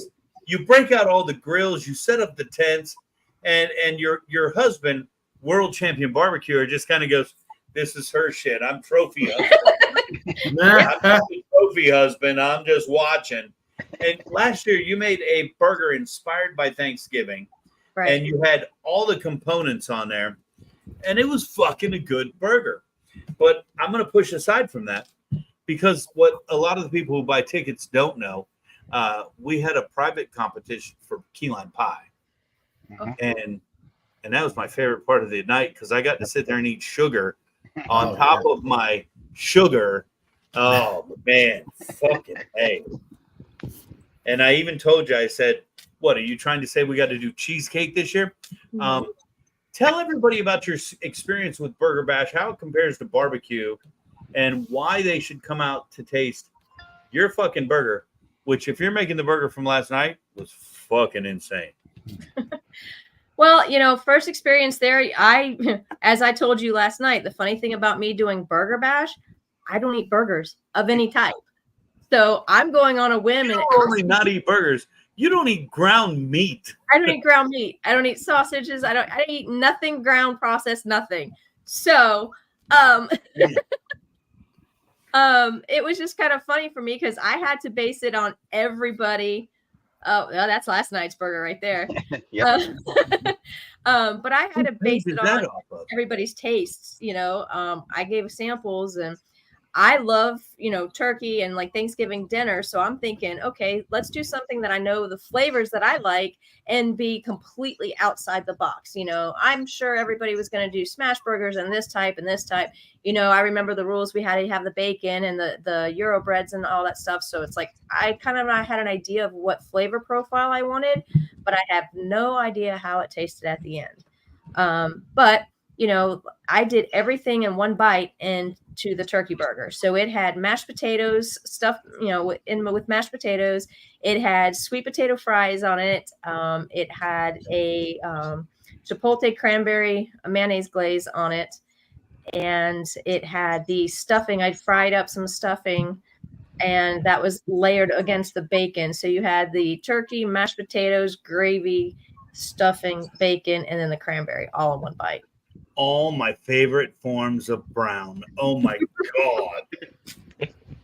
You know, so it was a little crazy, but you know, Thanksgiving is my least favorite holiday. And I don't like turkey. You said you didn't like lava either, so. But I like every other part of Thanksgiving. Mashed potatoes, turkey gravy, fucking all the vegetables. It was all in that burger. Don't tell anybody I ate vegetables. Glenn says your burger was Southern Living certified. Thanks, Glenn. And your burger was off the chart. It was really off the chart. Now, most people take a look at year one, and you said this. You're like, I was looking at some of them burgers, and I was like, damn. Tell me what's different this year. What are you bringing to the table different this year? Is last night's burger this year's burger, or do we expect something different? Not sure yet. That was kind of a trial run. I was trying to think of more of, you know, we're in downtown Tampa. What's unique to downtown Tampa? And that was kind of the thing I was doing last night for you guys. You know, I'm born and raised right here in Florida. Lived out in here for, you know, over 25 years. So, you know, I wanted to do a twist on local flavor. And, you know, I was impressed with you, even like you were nitpicking. You took that bite of my pork and you're like, that's homemade. And you took another bite of that pork and you just like looking and analyzing. I know how these chefs, you know, kind of. Oh my God! I felt your eyes upon me, and I felt. Oh, and Johnny B was just kind of like numb, looking over at me. You know, the eyes were just like glazed. So it was. I mean. So you know, I told you this last night. I took a bite of the burger, and I could taste that we had a blended patty. There you go. You had the blend of pork and beef, and it was good. And I was like, "This is a good burger." At that first bite, I wasn't like, "Oh my God!" Yeah, the burger wasn't a wow factor. And I was like, "This is a good burger." But then I took another bite, and I got the mojo pork, and it was like. You know, chefs out there will know what I mean. Jim will know what I mean when I say this because I've read some of his labels. It was like I got that MSG moment. Mm. You know, everybody's so petrified of MSG. MSG is like fireworks in your fucking mouth. And when I bit the second, third bite of your sandwich, and I was like, what the fuck was that? So that's when I opened it up and I started looking at it. And I'm like, oh shit, there's mojo pork on this. Because we didn't know what you put on it in advance. You know, at Batch, we make you send us what you're putting on it. Here, it was like, here you go. And I was like, okay, it's a burger. So then I opened it up and I started looking at it. And I'm like, she's got pulled pork on this motherfucker. So I tasted a little bit. And I'm like, oh, that's it. And I took another taste and I'm like, oh my God, that's it. And then I took a taste of the patty and I'm like, yep, I was 1,000% right. So then I started eating your burger again as it was meant to be eaten. I tasted the mustard in advance and I'm like, this tastes kind of like it's got mojo in it. You had components of the mojo in there, but not a full mojo. And it was the spicy mustard. And I was like, this is fucking kind of unique. And I think that's what made it amazing. It was different. And that mojo pork, I mean, at the end of the night, you were like, here's the mojo pork. And I was like, I got to be at work at 6 o'clock. I have to work tomorrow night. I'm not even going to look at this until Wednesday. And TBH, Wednesday, we're going to eat out because I'm tired. And we were like, Johnny will eat it. Johnny's like Mikey. He'll eat anything. I guarantee you, Johnny ate that shit like already. But that mojo pork, put your sandwich over the top. And you're right. I was breaking it down much like if I were judging that I would. And that's exactly what I wanted you to do because, you know, all of us that cook, all of us that are chefs, we want to get feedback. Whether it's good, bad, or indifferent, we appreciate the feedback we get from our peers. And I got to tell you, it was really, really good. And I hope that people get to taste your version of Tampa because it was good. You had some salami on there that kind of threw me for a loop. It wasn't as hard as I'd want it to be, but you had so many other powerful flavors in there. Well, what I did on the trial run on that, I actually wanted the salami to act more like a bacon, but with already smoking up the kitchen in the studio, I decided more frying was not not a right idea there. But I'm going to tell you this: there's nothing better than bacon. And to quote my man Ed O'Neill in Dutch, nothing burps better than bacon in the morning. Thanks, Ed. Is that peppercorn on the salami there, Ronnie? Or yeah, it's a black and pink peppercorn, and that was actually in my mustard sauce as well. You can see. Yeah, you can see the mustard sauce right there. Yep. And it came with it came with tostones. So I was going to say fried plantains, but we got to be clear. They were green plantains. They weren't Maduros. And then I stayed away from the pickles because I honestly thought you opened a jar of pickles, but these were house-made pickles, and they were off the chart. They were like a sweet heat to it, so it had a little bit of a back heat to the pickle, but you had that sweet, from all the sugar and stuff sitting in there. But yeah, and a lot of garlic, and yeah, they were good. But I don't put those on the sandwiches because it's just kind of you've got to have the taste for pickles. Sometimes it's just too much juice and stuff on that, but you got to put them on there. You got to slice them and put them on the sandwich because the mustard wasn't enough acid to counteract all the fat. Okay. But I got to tell you, baller fucking sandwich. Thank you. And just so you know, Mitch is in the fucking green room going, all right, I got to rethink my fucking burger over here. And they're taking notes. You're talking about his little notepad down there, right? Now I'm getting this. Right? Yeah, so we don't. I mean, I might do a little twist on there. Hey, Anna. It's another one of our student nutrition chefs. No. Anna Duval is now a culinary educator at Photo High School. Culinary. I know. And Roni-Kay, so Anna Duvall graduated from my high school culinary program in 2002. I went to Johnson & Wales University. So she is lineage of this fat fuck over here. And Anna, I'm very proud of you.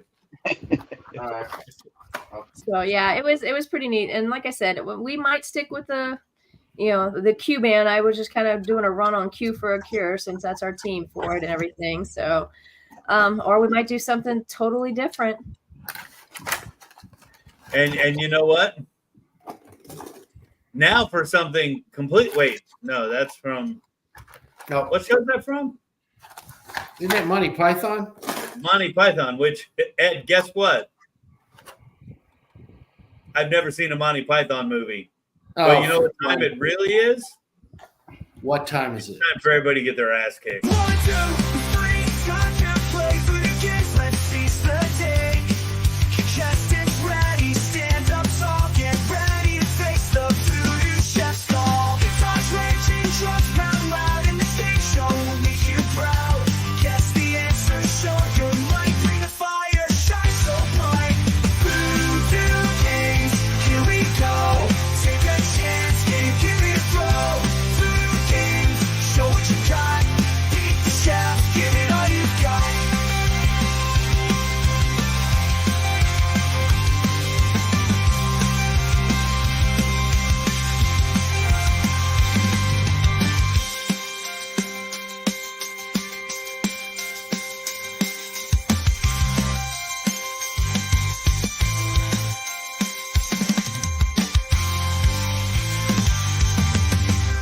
VooDoo Games, here we go. Take a chance, give it a throw. VooDoo Games, show what you got. Beat the chef, give it all you got.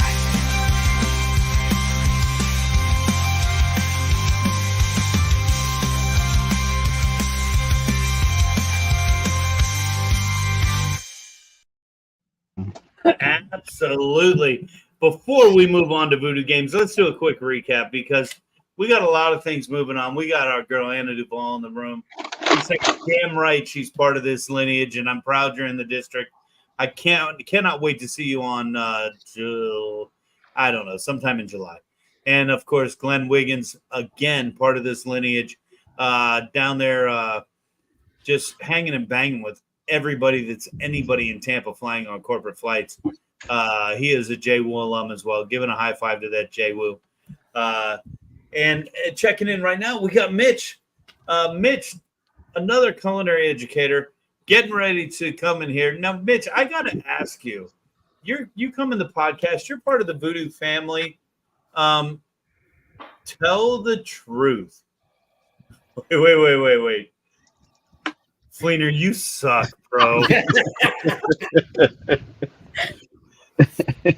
Fleener, click the link and get in here, dude, so we can play some VooDoo Games.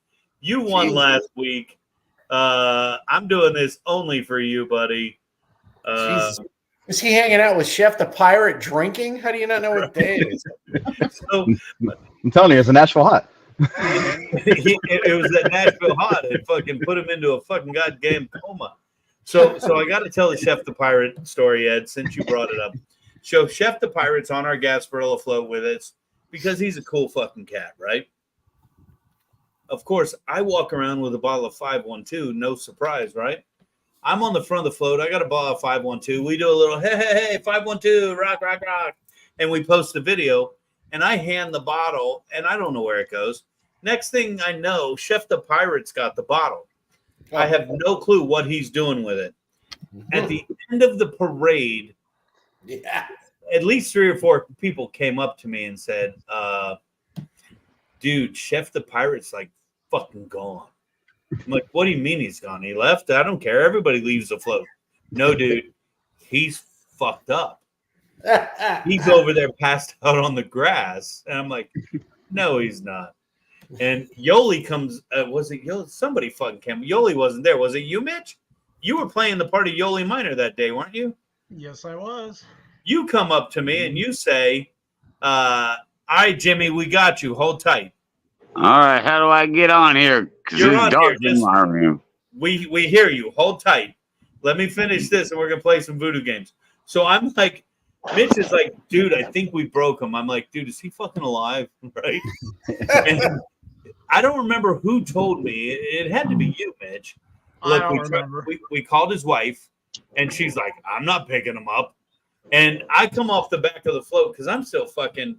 I mean, I'm still on a cane, can barely walk, and we're making sure we're taking care of Wicked. I got to tell you, I think I was the only sober one on the goddamn float that year, which doesn't make any sense.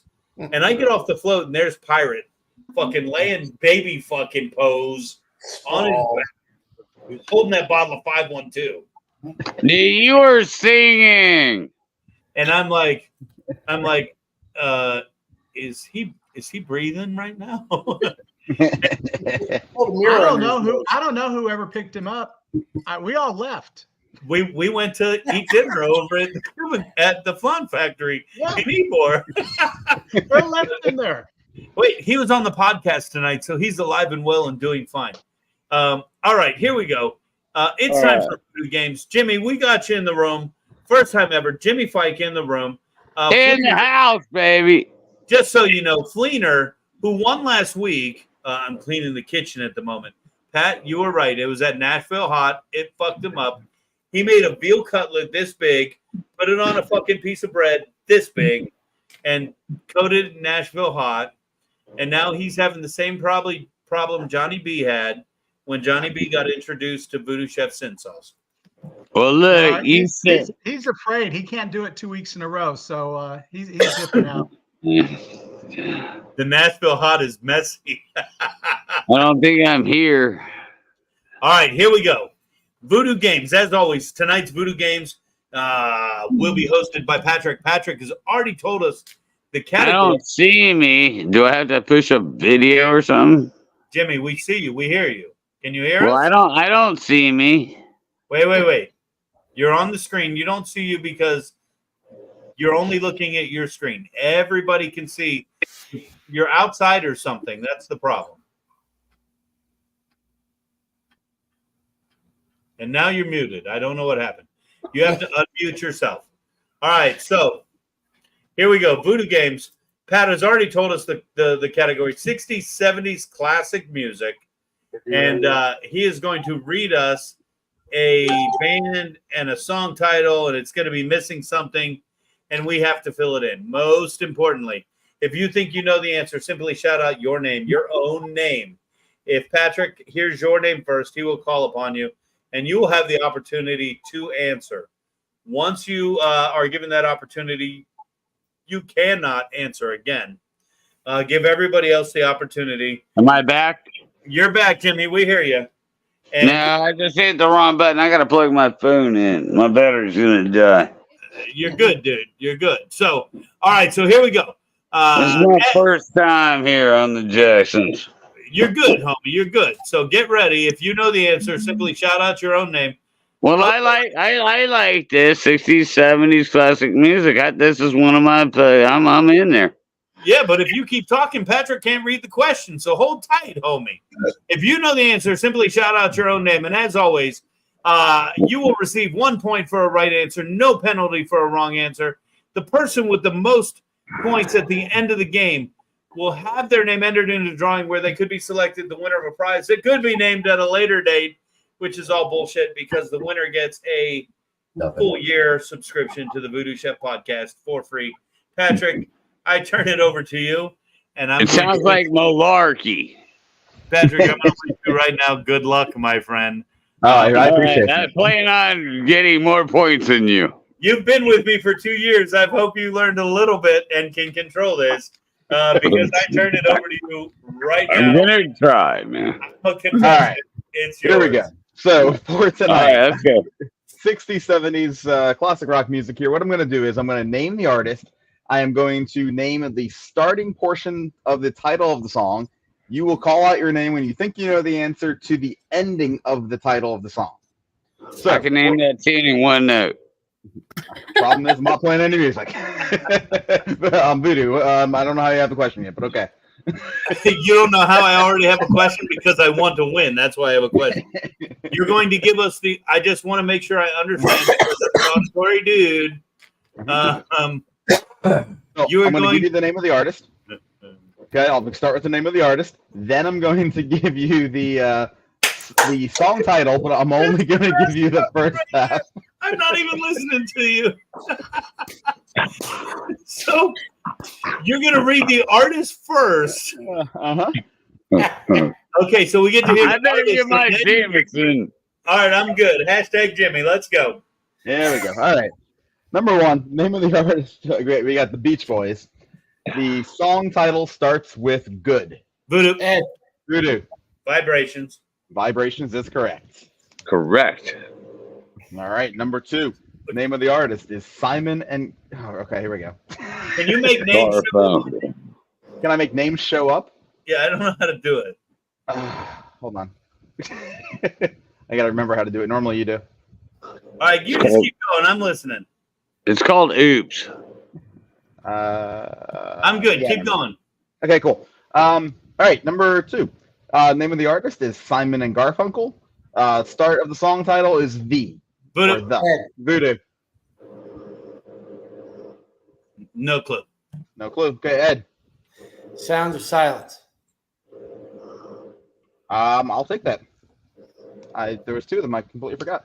I was actually had the boxer, and I'll take that too. Yeah.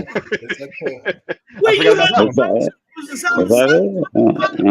I had to pause for a minute. I had to think for a second. So, oh fuck! Wait a minute. There is two. I missed that. Oh my god! Who did we just lose? We lost Ronnie. We did. We did. Ronnie's like, fuck. Yeah, right. All right. Question number three. The artist is Jimi Hendrix. Start of the song title is All VooDoo. Along VooDoo. Watchtower. The Watchtower. All Yep. along the Watchtower. Yep. Hey Jimmy, Yeah, do me a couldn't solid. understand it. Jimmy, do me a favor. Take your phone and go like Yeah. that. There Okay. we go, buddy. All right. That's perfect. Am I here? You're here. We still can't see you. Hashtag Well- Jimmy. Well, I can't see you. I mean, I can't see me. I can see you. When you put your face, we can see you right now. We see you. We're good.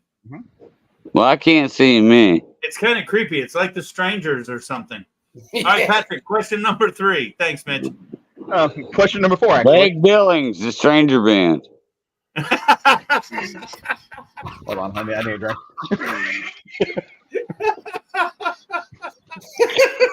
He was singing the ABCs in fucking the 60s. And No, it was the Porthole. No, the Porthole Lounge. I said, Greg Billings walked in the audience and he stuck the microphone in my face, and I said, "Heavy Metal Thunder" on "Born to Be Wild," Steppenwolf. And then I was like, I think that's the can point right there. sing. And then I sang. You know, I mean, you guys can see me, and you know, I can't see me, but it's like it's probably okay. We're all good. Question number 4. Here All we right, go. Here we go. All right. Question number 4. The artist is Boston. Start of the song title is More Than. VooDoo. The feeling. VooDoo. Feeling. More than a feeling. I got it first. I didn't say it though. I got More Than a Feeling. That was the first album I ever bought at Tampa Bay Center at the music store. I have it. You still have it, Jimmy? Of course, I have it. Dude, that's baller, dude. That's fucking baller right there. I mean, Boston is cool. My buddy played for Journey to Boston, but you know, hey, it is what it is. All right, what question there, Pat? We are going on to question number 5. I'm going if I get 1. So you remember, you have to call out your name first.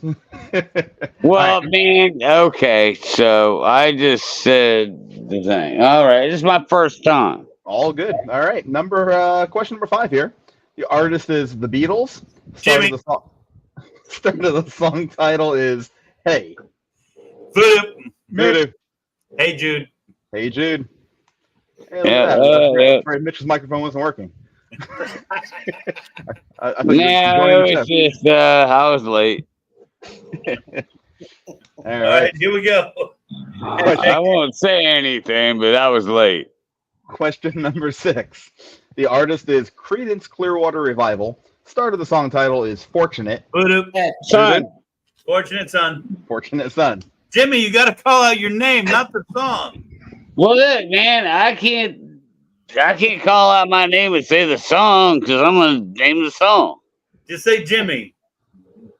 Yeah, but then I'm just naming the song. That's why I always get. That's why you got 2 answers correct. What number are we on? we are on question number 7. I'm at 2, and I don't know how many you're at, but I got 2 because you stole them from me. Damn straight, bro. Damn straight. Go, Bubba. Yeah, because you knew how to. Look, man, this is my first game in the rodeo, cowboy. You're good, buddy. You're killing it. All right, man. I know I got my VIP at your Cuban club, and you better feed me good. I didn't see you on that list, bro. Yeah, well, we'll see. We'll see. We'll see if I saved the stateroom for you on my solstice party in Trinidad with machine gun BB gun. Patrick, what number? We are on number 7. The name of the artist is Manfred Mann. Start of the song title is VooDoo. Blinded by the Light. Oh, holy son. Cool. Is that the only song you wrote? Pretty much, dude. Heard. I kind of thought it was Pilot, but I'm not sure. But I don't know. All right. Question number 8. Artist is The Who. Start of the song title is Baba. VooDoo. VooDoo. It's Baba O'Reilly. Typo, whatever. Fat fingers. Baba, Baba. Whatever. Again, 60s and 70s. It's a little before my time. Mine too, buddy. A little? All of us. Play some 80s. Except maybe #Jimmy. All right, go, Bubba. All right, number 9. The Birds is the artist. Start of the song title is VooDoo. God damn it. All right. The Birds. I Can See for Miles. Nope. Start of the song title is Mr. Tambourine. Ed. Man. Ed. Yeah, man. Ed, what is it? Man. I said Jim this time. I did it. Patrick, what number are we on? I don't know, but I'm up to 3 according to your 2 cheaters. Question number 10, just for the fun of it at this point. Artist You know you win. Artist is Elton John. Start of the song title is VooDoo. Oh, Jesus Christ. You didn't say what I thought you were going to say. Guess that's when you cut me off. I get it. All right, name of the song title starts with Don't Let the Sun Shine In. Yeah, fight Jim, sun shining. Or whatever the fuck it is, man. Don't let the sun go down on me. I'm sorry. Wait, Don't Let the Sun Shine In is by the goddamn Flintstones. Well, I don't know, but I wanted the sun to shine in. Don't let the sun shine in.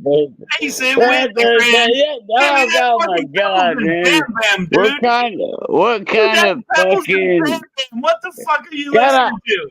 Yo, Listen, man. I think I win that Peace and love, time buddy. travel. We'll catch you next week. Listen,